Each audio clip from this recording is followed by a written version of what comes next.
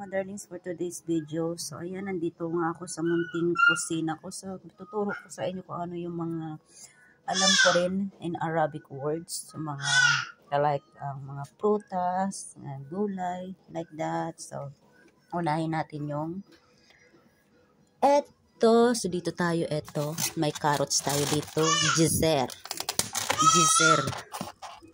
ang tawag namin dyan. So, hindi lang ako maganda mag-pronunciation, pero, yun.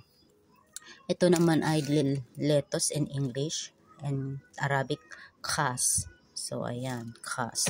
So, ito naman, asir. So, ayan, may asir po tayo dito.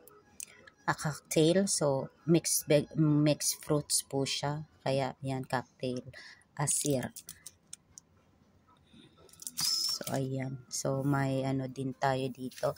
Ito, anong tawag natin sa atin doon sa Bicol, pero dito, tawag dito ay kusa. Ayan, may kusa tayo dito. Kusa, ito naman, so, ayan, yung ating, cucumber. Ito yung cucumber or kiar. So, kiar ang tawag namin dito. Kiar. So, ito naman siya, tomato. So, ayan, tomato. So,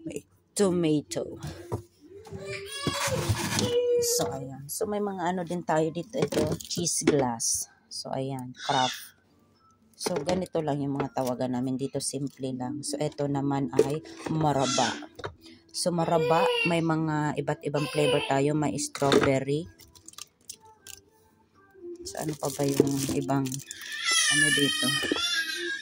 So, ayan, strawberry, basta may strawberry. So, eto, mangga, asir mangga, maraba. So, ayan, may raspberry din tayo. Sa atin, ito ay jam. Ito naman ay, ayan, milk, chocolate. So, hindi siya masyadong. So, ito naman ay Madjun tomato. So, ayan, Madjun tomato. Sa atin, ayan, tomato paste, Madjun tomato. So, eto naman, cheese.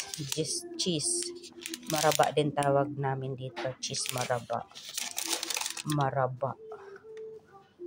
Cheese maraba. So, eto ay laban. So, ayan, laban.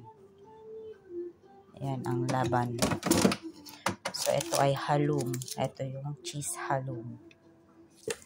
Eto naman itlog ay bait. So, ayan. So, hindi ako masyado marunong mag-pronunciation ng Arabic. So, pasensya na. So, ito naman ay onion or basal. So, may mouse tayo. Ayun, banana. So, ayan. So, wala akong masyadong makikita na ito, sahan. Ayan, sahan. Pinggan, sahan. Shoka. Ito, shoka. Tapos, ito, sikin. Yan, sikin. Kutsilyo, sikin. So, ito, mga iba't ibang tawag. Yan, may, ano tayo, migla, or, yan, jider. Mga ganito, jider. Ito yung jider, yung kaldero sa atin. So, yun lang muna mga darling. Sa susunod na lang tayo, okay? So, thank you so much.